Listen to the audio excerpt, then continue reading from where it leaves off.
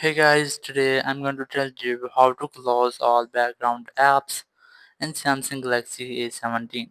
If you're using A17 and you want to close your all background apps, let's see how can you do that. Here, if you are using these buttons, navigation buttons, so you must have to tap on these three vertical lines and you will get your all recent or background apps.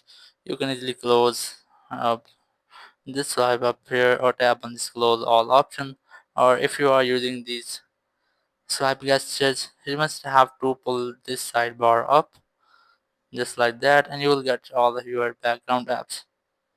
You can easily close them from here, or if you want to check your running background apps which are not displaying here, you must have to tap on this icon which is one active app. Here I have still one active app.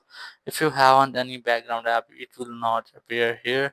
You must have to tap on this and then tap on stop if you want to stop that app and it will be stopped. You can see there is no any background running app, so just tap on this close all option and it will close all background running apps. So that's how you can easily close your all background running apps in Samsung Galaxy A17. Thank you very much for watching the video. Until next video, bye bye.